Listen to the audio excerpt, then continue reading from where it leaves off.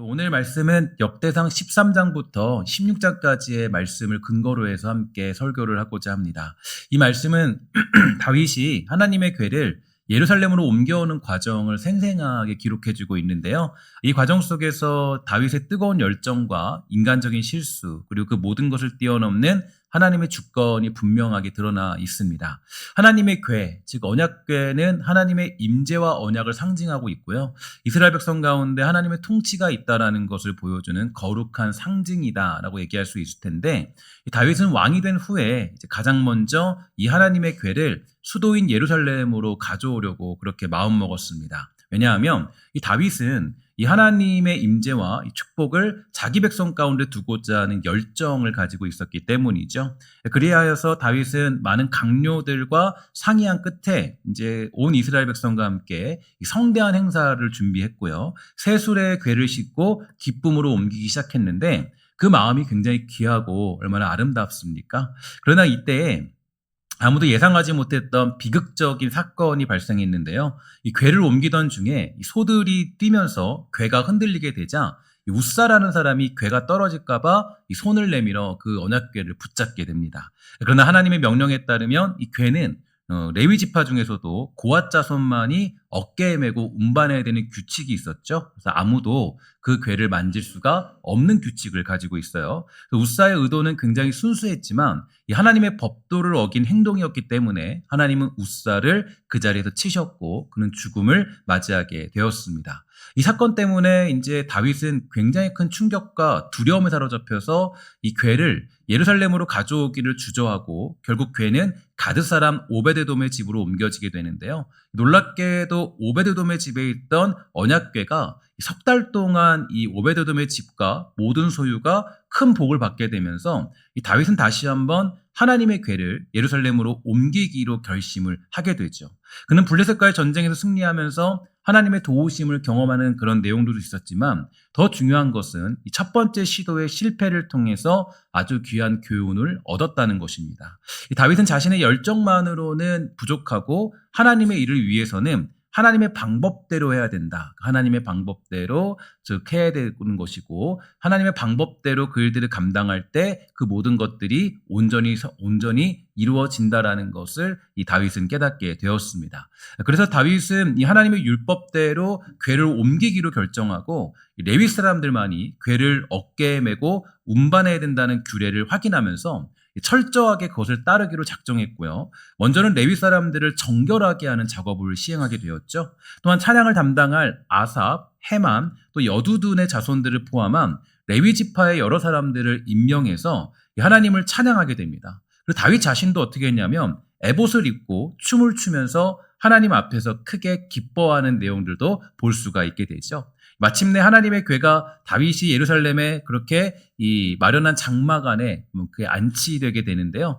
다윗은 하나님께 번제와 화목제를 드리고 백성을 축복하면서 음식과 포도주를 나누게 되었습니다. 그리고 이어서 다윗은 레위 사람들과 이렇게 그 레위 사람들에게 하나님께 찬양하고 감사하는 일을 맡게 되었고, 또한 다윗은 오늘 우리가 보는 본문에서 보는 것처럼 이 제사장들에게도 기브온 산당에서 상번제를 드리고 모든 율법을 행하도록 맡겼는데요. 이것은 다윗이 예배의 중요성을 깊이 인식하고 하나님의 법도를 따라 질서 있고 거룩한 예배를 세우려고 하는 그런 마음이 담겨져 있음을 보여주고 있는 대목이죠. 이런 언약궤에 관한 이야기를 통해서 우리는 다음과 같은 사실을 깨달을 수가 있게 됩니다. 첫 번째로 우리 함께 다 같이 읽도록 하겠습니다. 시작. 우리는 말씀을 중심으로 살아가야 합니다. 아멘. 어떤 걸 중심으로 살아가야 된다고요? 말씀을 중심으로. 언약궤로 옮기는 상황 속에서 웃사의 죽음은 다윗에게 깊은 깨달음을 줬는데요. 하나님의 궤를 옮기려는 다윗의 그 열정은 귀하고 아름다웠지만 그는 그 열정을 하나님의 말씀과 방법 위에 놓지 못했다라는 실수를 가지고 있었죠. 하나님은 출애굽기 25장에서 레위 사람들이 어깨에 매서 운반하라고 분명히 명령하셨는데 이 다윗은 어떤 걸 제시했냐면 합리적인 방법으로 사람들과 의논한 뒤에 언약궤를 수레에 실어서 옮기고자 했습니다. 그러니까 사무엘상 6장 7절부터 8절을 보면 이렇게 얘기해주고 있어요. 그러므로 새 수레를 하나 만들고 멍에를 메어보지 아니한 젖나는 암소 2마리를 끌어다가 소의 멍에를 메우고 송아지들은 떼어 집에 돌려보내고 여호와의 궤를 가져다가 수레에 싣고, 이것을 이제 이 블레셋 사람들이 언약궤를 이스라엘로 돌려보낼 때 사용했던 방법이었는데, 이때 이제 이 일이 가능했던 이유는 이 블레셋이 하나님을 잘 알지 못했기 때문에 이 자기들이 생각한 최선의 방법, 즉 새로운 수레를 이용해서 언약궤를 돌려보냈던 그런 장면들이 있었습니다. 그건 그들의 이방적이고 인간 중심적인 방법이었지만 하나님은 그 방법을 블레셋 사람들에게만큼은 허용해 주셨어요. 근데 이건 사실은 이제 이스라엘 백성들이 봤을 때 전혀 성경적이지도 않고 옳은 방법도 아니라는 것을 이 언약궤를 옮기는 역대상 13장의 사건에서 정확하게 드러나고 있습니다. 명확하게 보면요, 신명기 10장 8절에 보니까 레위 자손이 그것을 어깨에 메고 옮기게 하였더라. 하나님의 규칙이에요. 하나님께서 가르쳐 주신 법칙이고 이렇게 해야만 이제 너가 그 언약궤를 옮길 수 있다라고 가르쳐 주신 규례가 됩니다. 또한 민수기 4장을 보면 언약궤를 운반할 책임을 레위 사람, 그 중에서도 고앗 자손에게 맡기셨고 반드시 어깨에 메고 옮겨야 된다라고 명령하셨는데, 그러니까 하나님은 분명히 말씀으로 이제 그들에게 이 언약궤를 옮기는 방법을 아주 상세하게 가르쳐 줬지만 다윗이 그 말씀을 따르지 않은 거예요. 되게 독특한 게, 다윗이 열정이 있었고 마음이 있었지만 그 열정과 마음 속에서 하나님의 방법대로 그렇게 언약궤를 옮기지 않게 됐기 때문에 우사라는 사람이 언약궤를 그렇게 옮기다가 죽게 된 것이죠. 그래서 이제 사실은 이 다윗이 이 언약궤를 옮기고 싶은 마음이 컸기 때문에, 그러니까 나름대로는 아주 그렇게 이제 좋은 방법으로 가지고 그렇게 이 언약궤를 옮기려고 했어요. 근데 그 모델이 뭐였냐면 어떤 말씀의 근거에서 언약궤를 옮기려고 하지 않고 아주 예외적으로 허용된 그 이방인들의 방법으로 수레를 옮기다가 결국 우사는 죽음을 맞이하게 된 것입니다. 근데 이것을 하나님이 이제 이 우사를 찢어 죽이셨다라고 얘기할 정도로 아주 그냥 무섭게 이제 죽음을 맞이하게 되었다라고 얘기할 수가 있는데요. 이처럼 하나님의 말씀을 경시하거나 무시할 때 아무리 선한 의도와 열정을 가지고 시작한 일이라 할지라도 비극적인 결과를 초래할 수 있다라고 그렇게 성경은 가르쳐주고 있는 것이죠. 목회도 마찬가지인 것 같아요.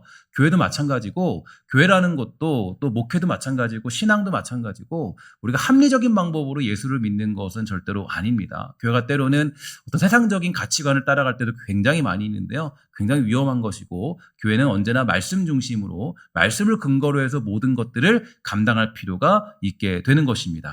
요즘 이 시대는요, 너무나 신앙을 액세서리처럼 두려울 때가 많이 있어요. 그래서 그냥 내가 원하면 그냥 걸고 그냥 필요하면 빼고 내가 원하는 대로 그냥 필요한 대로 그렇게 하면 안 되죠. 신앙생활은 온전히 주님 사랑해서 주님의 말씀을 전심을 다해 따르는 거예요. 그리고 그렇게 할 때 비로소 말씀을 삶의 중심으로 삼고 살아가며 하나님이 기뻐하시는 올바른 예배와 삶의 방향을 찾을 수가 있게 되는 겁니다.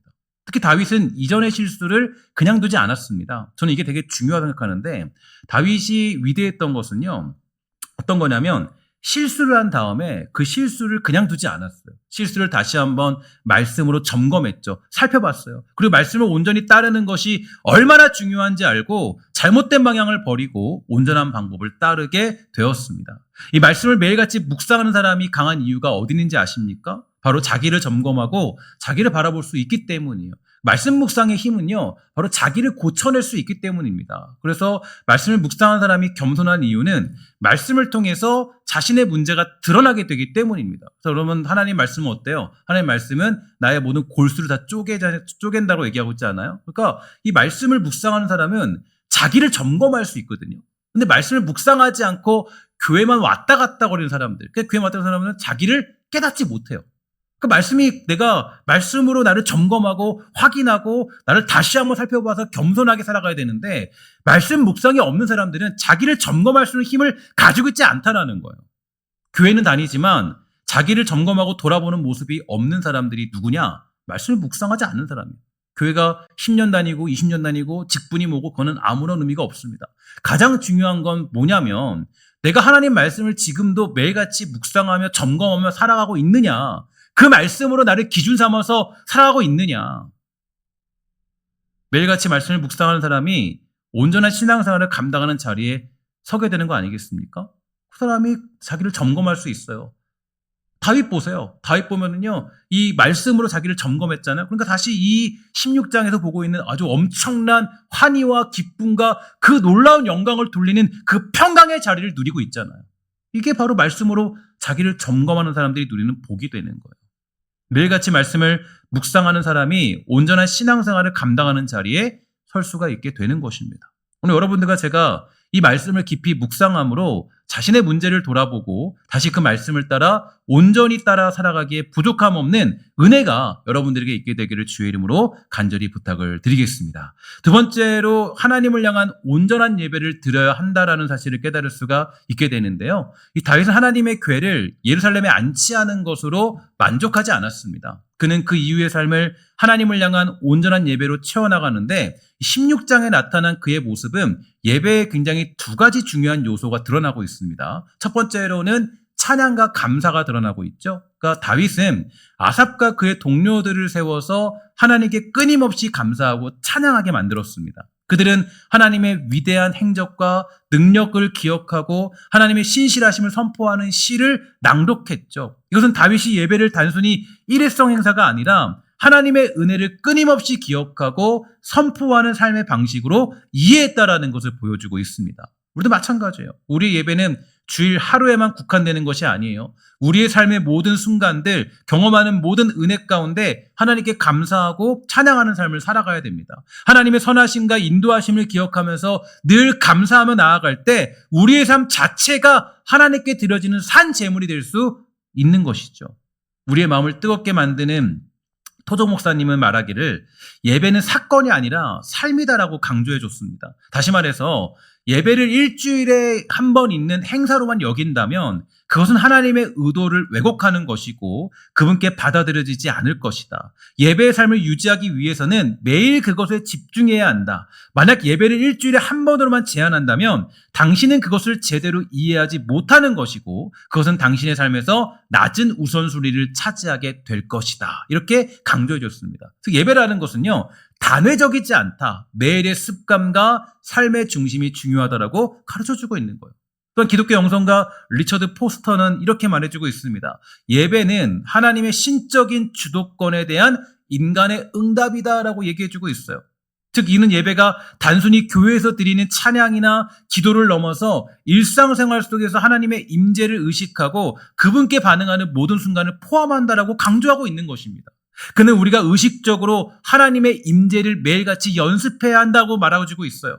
우리의 일터에서 정직하게 일하고 가정에서 사랑과 섬김을 실천하면서 이웃과의 관계 가운데 예수님의 성품을 드러내는 것 모두가 하나님께 드려지는 예배가 될 수 있다라는 거예요.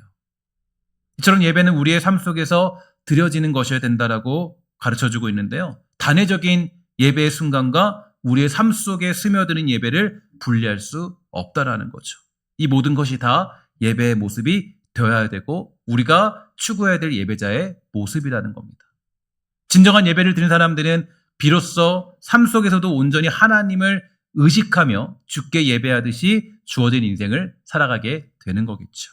오늘 저와 여러분들은 어떻습니까? 우리는 어떻습니까? 어떤 예배자로 살아가고 있나요? 그저 의무와 규정에 따라 예배하는 단회적인 사건에 집중하는 그런 예배자입니까? 아니면 이 주일 예배를 시작으로 한 주의 시간을 예배자로 살아가기를 갈망하고 있습니까?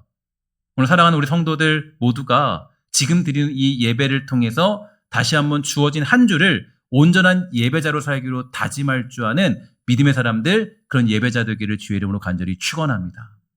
두 번째로 진정한 예배 가운데 나타난 중요한 모습은 바로 질서와 순종이라는 주제가 드러나고 있는데요. 이 다윗은 이제 오늘 본문을 보면 이 사독과 제사장들에게 기브온 산당에서 상번제를 드리고 모든 율법에 기록된 대로 하나님이 명하신 모든 일을 행하도록 맡겼습니다.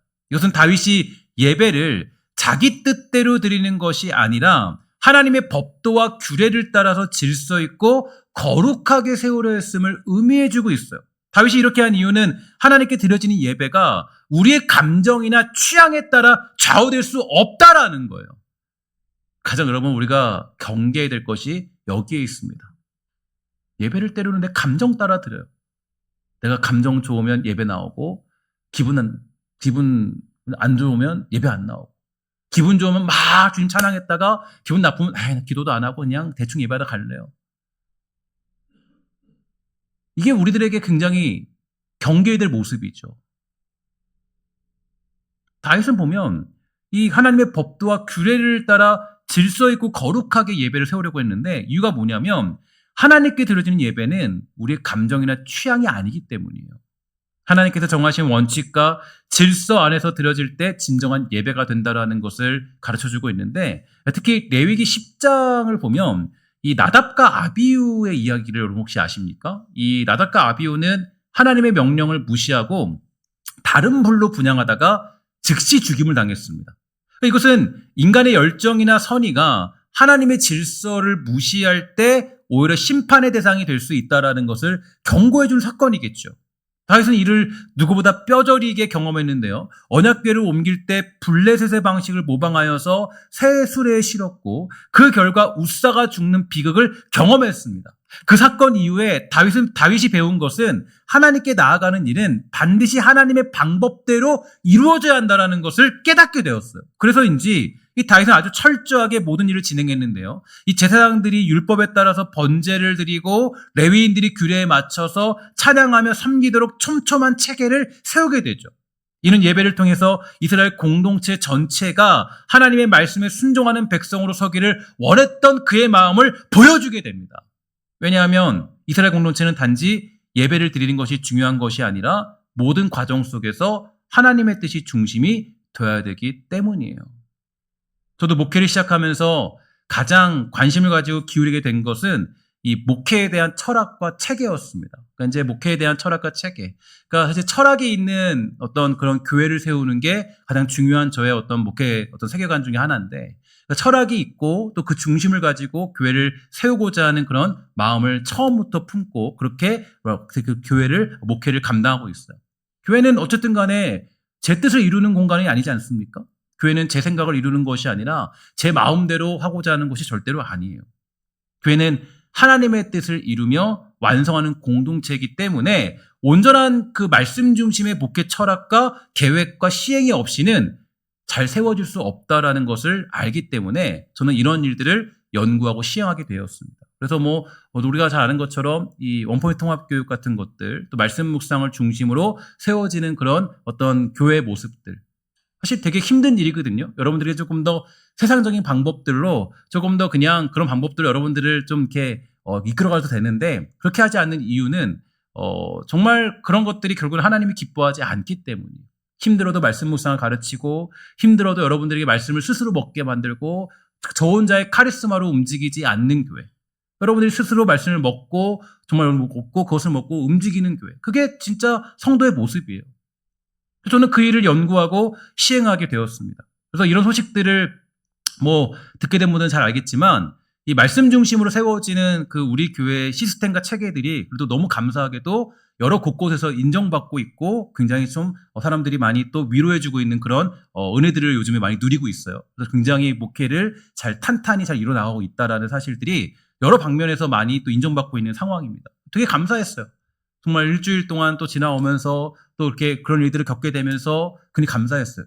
정말 제가 고민이 많았거든요. 목회를 어떻게 하는 게 잘하는 건가 고민 많았는데 정말 여러 곳곳에서 또 이렇게 또 인정해주고 또 위로해주고 또 정말 잘하고 있다라고 또 여러 가지 방법들을 알려주고 저는 오늘 말씀을 보면서 우리 교회가 오늘 다윗과 함께하는 백성들의 모습들이 나타나고 있다라는 마음이 들었는데요. 하나님께서 이 말씀을 통하여서 저에게 이런 일들을 이루어 가시고 계신다고 가르쳐 주신다는 확신이 들었습니다. 여러분 오늘 주어진 이 말씀을 통해서 우리 사랑하는 신성교회가 온전한 예배 회복, 주의 말씀 중심으로 세워지는 교회로서의 놀라운 일들이 오늘 신성교회 가운데 이루어지게 되기를 주의 이름으로 간절히 축원합니다. 사랑하는 여러분, 예배는요 우리의 편의와 기호에 따라 좋은 예배, 감동 있는 예배를 평가하는 것이 아니에요. 그러나 진정한 예배의 가치는 뭘까요? 과연 우리의 예배를 하나님이 기뻐 받으시는가? 이런 질문이 필요합니다. 예배는 하나님을 중심으로 드려지는 것이고 뿐만 아니라 누누이 강조했던 것처럼 하나님이 정하신 말씀과 원리에 순종할 때 참된 예배가 되며 하나님이 기뻐 받으시는 예배가 된다라는 거예요. 아마 여러분들도 느꼈듯이 오늘 말씀을 일주일 동안 아주 깊이 묵상했던 분들은 아마도 이 말씀 듣는 것이 어렵지 않았을 것입니다. 왜냐하면 역대상 13장부터의 내용들을 가지고 제가 말씀을 설교했기 때문에 그 내용들을 묵상했던 분들은 이 말씀이 굉장히 크고 쉽게 다가왔겠지만 말씀을 한 번도 보지 않았던 분들은 아마도 이 말씀을 들으면서 이 내용들을 처음 듣는 것처럼 느꼈을지도 모르겠습니다. 여러분, 우리가 하나님 말씀을 깊이 정말로 그것을 가까이 할 때 그때 더 큰 은혜가 있다는 것을 잊지 마시고 우리 교회가 정말 하나님 말씀 중심으로 세워지는 교회 되기를 간절히 소망하는 그런 예배자의 모습이 있게 되기를 주의 이름으로 간절히 부탁을 드리겠습니다. 또한 이 예배가 우리의 삶으로 이어질 때 비로소 하나님이 기뻐 받으시는 예배가 된다는 사실을 우리는 잊어서는 안 돼요. 저와 여러분들이 자주 범하는 실수는요, 이 예배를 교회에서 드리는 행위로만 한정 지을 때가 너무나 많이 있다라는 거예요. 그냥 예배 나가지 뭐, 한번 드리지 뭐, 한번 드려드리지 뭐, 그런 게 아니죠. 마치 운동선수가 훈련장에서만 운동선수이고 경기장 밖에서는 아무것도 아닌 것처럼 생각한다면 어떤 결과를 얻게 될까요? 제가 보니까 운동을 하는 사람들은요, 정말 경기장의 그 한 번의 시간을 위해서 삶이 있더라고요. 삶에서 그 운동의 그 한 번, 손흥민 선수 같은 사람들 보면 정말 축구장에서 한 번 뛰기 위해서 매일매일을 뭐 하냐면 운동하고 훈련하고 연습하고 그 한 번을 위해서. 주일 예배가 마찬가지예요. 주일 예배가 그냥 한 번 드려서 끝나는 것이 아니라 이 주일 예배를 드리기 위해서 우리에게 필요한 것은 여러분의 삶 가운데 바로 살아가는 삶의 연습들입니다. 운동선수가 일상생활 속에서 식단 관리, 휴식, 자기관리 등 운동선수로서 삶을 살아가지 않는다면 그 사람은 필드에서 아무런 힘도 발휘하지 못할 것입니다. 우리가 만약에 일주일 동안 말씀 묵상을 잘 감당하는 인생을 살았다면 아마 오늘의 말씀이 더 큰 은혜가 있었겠죠. 그러나 내가 하나님의 말씀을 묵상하지 않았다면 조금의 그 은혜가 떨어졌을지도 모르겠습니다. 사랑하는 여러분, 우리는 주일에 교회에서 예배를 드릴 뿐만 아니라 삶의 모든 영역에서 하나님의 통치와 뜻에 순종하며 살아가야 됩니다. 그것이 바로 하나님이 기뻐하시는 가장 온전한 예배이죠. 우리가 매일의 삶 가운데 하나님의 뜻을 구하고 그 뜻에 순종하며 살아갈 때 우리의 모든 행위가 곧 예배가 되는 거예요. 이것은 우리의 감정이나 순간적인 충동에 따라 움직이는 것이 아니라 하나님의 말씀이라는 굳건한 기초 위에 세워진 질서 있는 삶을 의미해주고 있는 겁니다. 사랑하는 성도 여러분, 다윗이 언약궤를 통해서 하나님의 임재를 사모하고 말씀을 따라 예배를 회복했던 것처럼 여러분과 우리 사랑하는 신성교회도 정말 삶의 중심에 말씀을 두고 하나님을 향한 온전한 예배를 드리며 살아가는 놀라운 역사가 우리 모두에게 있게 되기를 주의 이름으로 간절히 축원합니다. 그리고 우리의 삶이 날마다 하나님을 찬양하고 순종하며 그분의 임재를 경험하는 복된 예배가 우리에게 있어서 오늘 이 주일 예배가 정말 복되고 즐겁고 하나님의 은혜를 누리기에 부족한 없는 귀한 예배가 되기를 주의 이름으로 간절히 부탁을 드리겠습니다.